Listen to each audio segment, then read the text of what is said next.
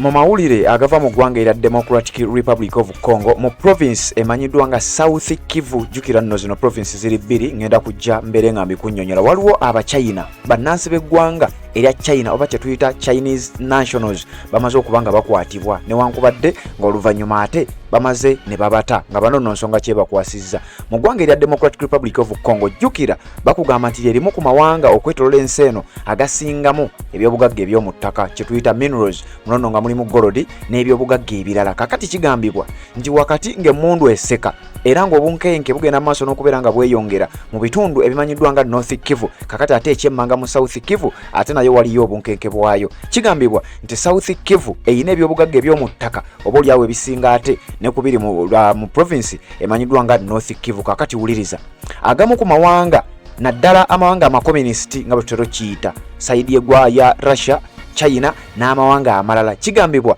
nti ate mu South Kivu okubba golodi, okubba ebyobugagga eby'omu ttaka ate kususse, era we twogerera nga waliwo abachina banono nga bakwatiddwa lubona nga babba golodi era nga bagenda n'okutwala maaso kyetuyita illegal mining, basima ebyobugagga eby'omu ttaka mu bumenyi bw'amateeka. Kyokka ng'ekisinga okuba ekibi ate bakozesa abantu ba bulijjo.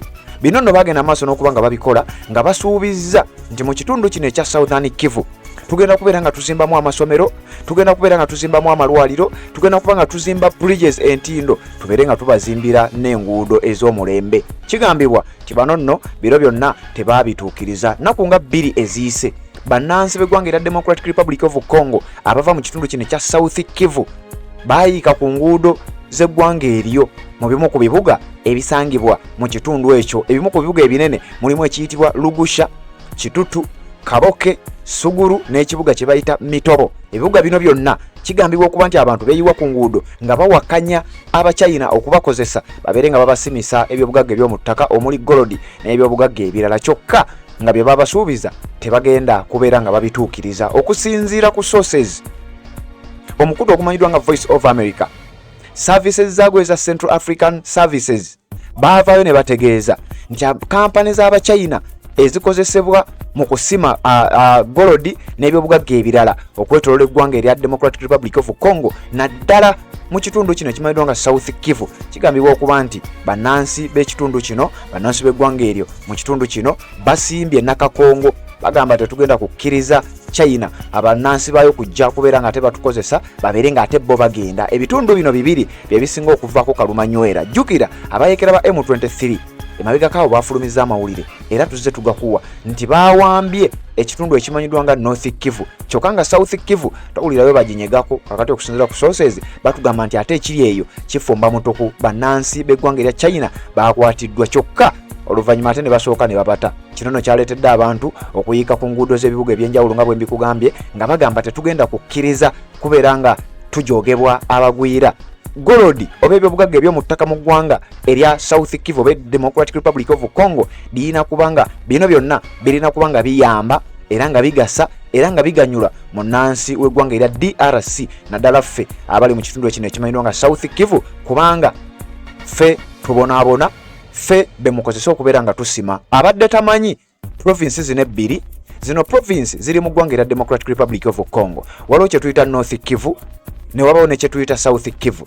North Kivu eyina ensalosalo n'eggwanga erya Uganda wamu n'eggwanga erya Rwanda, kyokka ate South Kivu erina ensalosalo era ku ggwanga erya Rwanda n'eggwanga erya Burundi. Zino provinces nnene nga bw'oyinza okuba ng'okiwulira bw'oba ng'obadde ng'ogoberera ebintu bino zizenga mbikunnyonnyola. Provinces zino, buli province South Kivu ne North Kivu zikubisa mu Rwanda emirundi egisukka mu ebiri. Si zombi ng'ozigasse wabula buli emu. South Kivu nnene okusinga Rwanda, North Kivu nnene okusinga Rwanda, wabula kigambibwa ti Rwanda ng'eyita mu kabinja aka M23 eyina mission ey'okwagala okutulako wakiri North Kivu babeere nga bagikozesa okuzannya emizannyo gyabwe. Ekintu ekikalubyemu olw'obugazi obwa provinces zino bw'otunulira ku maapu gwampuliriza era gwazza tugoberera North Kivu province eno n'ekibuga kyayo ekya Goma, wuliriza, kigambibwa nti eyina approximately eteeberezebwa okuba ng'eyina square kilometers 5,983 square kilometers 5,983 eyina abantu abasukka mu miliyoni 9 ez'abantu abawangalira mu kye tuyita North Kivu. Kyokka South Kivu egambibwa okuba nti erina square kilometers 6 n'ekitundu.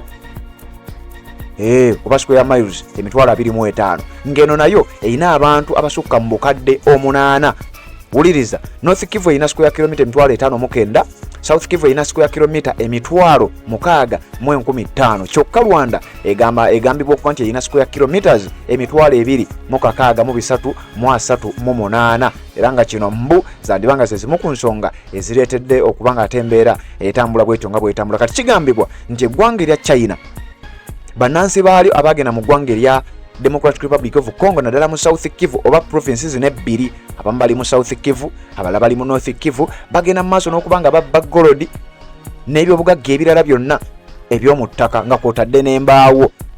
Oluvannyuma lw'okubeera nti amawanga gano gajjudde ebibira, kakati bannansi bavuddeyo ne beekubira enduulu. Gavumenti ey'eggwanga erya Democratic Republic of Congo yavaayo n'ekwata abachayina bano newankubadde nga waayitawo akabanga ate abamu kubakola mu kitongole ekyokwerinda ne baba nga ate baabata. Ekyatabudde bannansi ab'eggwanga erya Democratic Republic of Congo abawangalira mu kye tuyita South Kivu ne baba nga bagenda ku nguudo z'ekibuga ekyo nga bagamba tetugenda kukkiriza kubeera nga bano batujooga, kubanga wenkugambye bano bakozesa bannansi okulaba nga ate be bayiikula golodi n'ebyobugagga ebirala, kyokka bye babasuubiza tebabituukiriza. Mu ggwanga eryo oba mu provinces zino mu mambuka ng'olutalo lukyagenda mu maaso, ekibuga kigambibwa okuba nti kyawambiddwa newankubadde nga tebakkiriza. Eggwanga erya Democratic Republic of Congo lyo livaayo liraga likyali ekibuga kino ekya Goma kikyali mu mikono gyabwe, naye ate nga ba M23 nabo bavaayo nga ate bagamba nti ate baakiwamba. Kati gwampuliriza embeera bwetyo bweri. South Kivu nayo teweewuunya ng'essaawa yonna embeera ezzeemu okubeera ng'etabuka nga bwetabuse mu bitundu eby'omu mambuka. Abachayina bakwatiddwa newankubadde ate oluvannyuma baamaze ne baba nga bateebwa. Okusinziira ku mukutu gw'amawulire ogumanyiddwa nga Africa Defense Forum oba ADF, etali ADF eyabayeekera. Uliza we bagambye several hundred people protested in the city of Bukavu on January 8th after the release of a group of Chinese men arrested on suspicion of illegal mining. Bannansi b'eggwanga erya Democratic Republic of Congo nga bawangaalira mu kitundu oba province emanyiddwa nga South Kivu baayika ku nguudo z'ekibuga ekimanyiddwa nga Bukavu, nga kino kye kimu ku bibuga ebinene era mu province eno nga bw'owulidde era nga bwe twakugamba province eri eya North Kivu bw'erina Goma, kati bano balina Bukavu. Kati nga 8 mwezi guno gwennyini naku ntono nnyo eziyise bannansi b'eggwanga nga 8 January guno gwakubiri bannansi b'eggwanga erya Democratic Republic of Congo mu kitundu ekya South Kivu baavaayo ne beekalakaasa.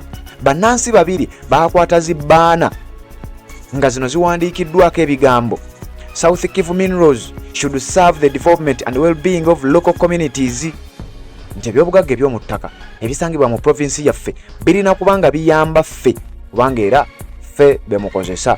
Kugambye bano babasuubiza enguudo, babasuubiza zi bridges, babasuubiza buli kimu newankubadde nga baganye okubaako kye batuukiriza. Kakati embeera bwetyo bwetambula gwampuliriza. Oba tanaba kubanga osubscribinga kikole tubeere nga ate tutambula ffenna tukyagenda mu maaso n'okuba nga tukutuusaako embeera nga bwetambula. Sigala wano, genda mu comment section teekamu ensonga yo tubeere nga ate tuwuliziganya mu updates eziddako. Assalamu alaikum warahmatullahi wabarakatuh. Amanya n'eddoboozi Haji Abdul omusomi w'eddua. Nkola ku nsonga ez'enjawulo, emirimu nga gikutataganyeko, ebyenfuna byo nga bidobonkanye, ne oba oli bweru wa ggwanga emirimu gya kucankalanako.